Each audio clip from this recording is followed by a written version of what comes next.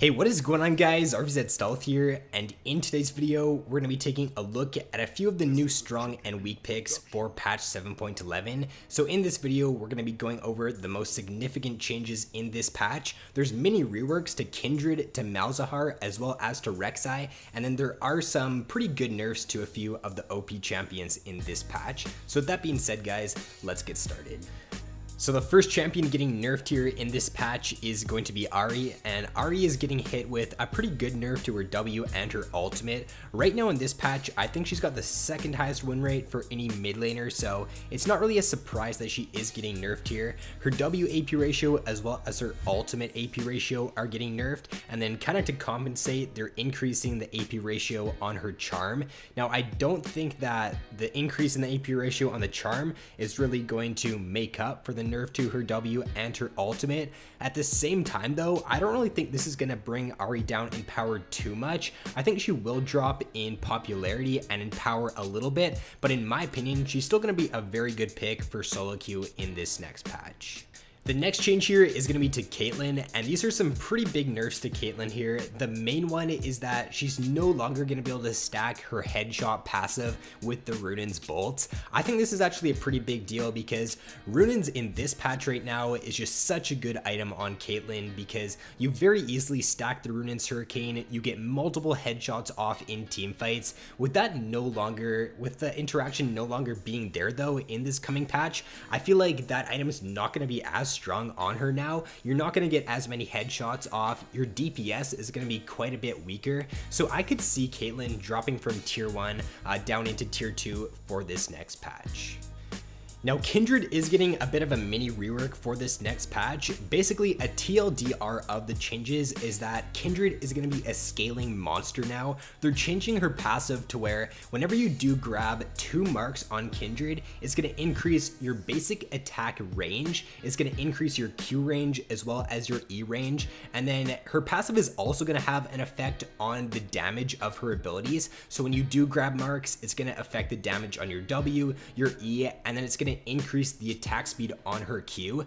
The one thing they're changing here though that I'm not too sure about is they're changing all of her abilities ratio from a total AD ratio to a bonus AD ratio. Now what this means is that Kindred's early game is actually going to be weaker now. From them changing it from a total AD to a bonus AD, that means that once you get a few items on Kindred, you're going to do quite a bit more damage, but in the early game, you're really not going to do very much damage. And that's Kindred's main problem right now. She can't keep up with the strong early game junglers. So even though they're turning her into a really good scaling jungler, I'm not too sure if it's going to fix her core problem that she does have right now. We will have to wait and see for this next patch. These changes are kind of too early, or it's kind of too early to tell how they're going to turn out for Kindred, but it's going to be interesting to see how she does play out in this next patch.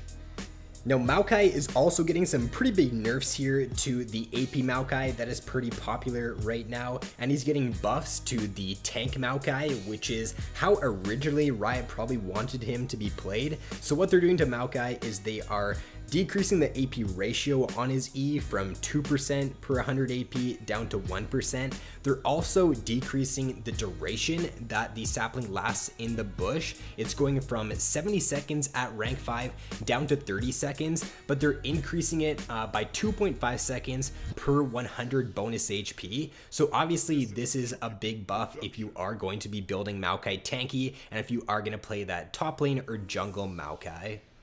And then for Maokai's passive, the base heal on it has been reduced, but the scaling on the heal has been increased. So if you do get more HP now on Maokai, then your healing from your passive is going to be quite a bit more. But if you do end up building him like a full squishy support Maokai, you're really not going to get very much healing at all out of the passive.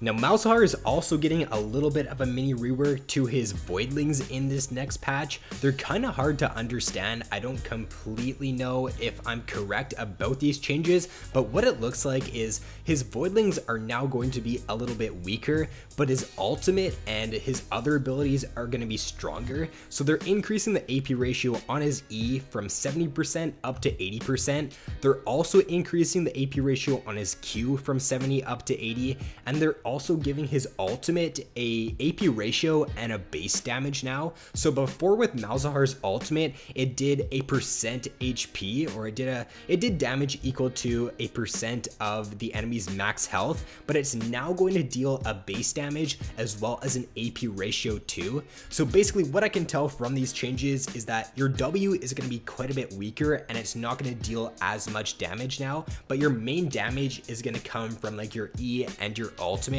It seems like his ultimate is actually going to do quite a bit more damage, and it's going to be like a really good damage ability in this next patch.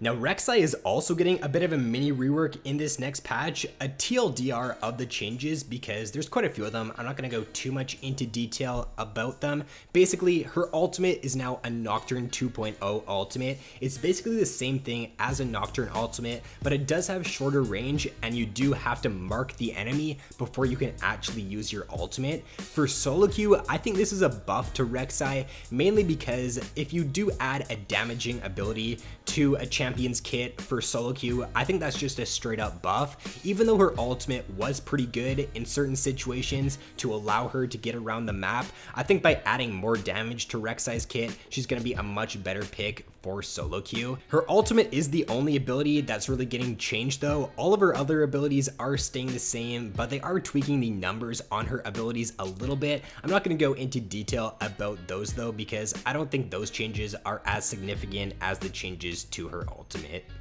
Now, these Sion changes here for this next patch might tip him over to being one of the strongest top lane tank picks. So what they're doing to Sion is they're decreasing the cooldown of his W from 13 seconds down to 11 seconds, and then they're increasing the scaling on his shield from 10% of your max health at rank 5 up to 12%. Now, this is actually a pretty big change because you're just going to be a lot more tankier now on Sion. Your W is going to be up a lot more often as well, and if you do get up to like 40% CDR on Sion, then your W is going to be on around like a 6 or 7 second cooldown, and that's just going to be really annoying to deal with. If you just constantly have a huge shield popping up in team fights, you're going to be super hard to kill and just very tanky. So I think that with especially other tank champions in the top lane being nerfed recently, Sion is definitely sleeper OP right now, and I think he's going to be a great top lane pick in 7.11. And then two of the smaller changes in this next patch here that I don't really think are going to affect the champions too much are to Lucian and to Malphite. So they're slightly increasing the mana cost on Lucian's Q by 20 at rank 5. I don't think this is really going to make Lucian that much weaker of a pick though. He's still going to have the damage. He's still going to be a pretty good early game pick. He's not going to be able to spam Q now as much as he would in this patch, but I think that the bigger change to Lucian here are the nerfs to Blade the Ruined King. I think if anything, those are the changes that are going to make him weaker. And then Malphite is getting a change to where they're increasing the ratio on his E, or the armor ratio on his E, from 30% up to 40%. So this will make Malphite do a little bit more damage, but I don't think this is a change that is really going to bring him back into the meta or anything, or it's not a change that is going to make him super OP.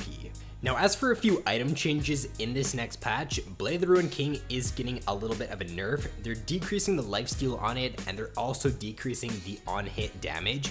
This will nerf AD carries like Twitch, Lucian, Kog'Maw, and I guess it's an indirect buff to AD carries that are more crit focused, so we might see a little bit more Jinx in this next patch. But honestly, I don't think these changes are going to bring those Blade AD carries down in power too much. If they nerfed it a little bit more, if they nerf like the AD on it or the attack speed, then I would say that's a pretty big nerf, but decreasing the lifesteal only by 3%, I don't think that's the biggest deal. And then lastly here, the much awaited nerf to Ninja Tabis. They are decreasing its passive effect from blocking 12% of basic attack damage down to 10%. So this is a little bit of a buff to auto attack based champions. So in the top lane, a champion like Tryndamere is going to benefit from these changes. And then obviously any AD carry is also going to benefit from these nerfs in this next patch. So that is going to be all for this video. Those were all of the most significant changes heading into patch 7.11. If you guys did enjoy this video, be sure to leave a like and subscribe if you have yet to already. So thanks for watching, guys. Have an awesome day, and I will see you in my next video.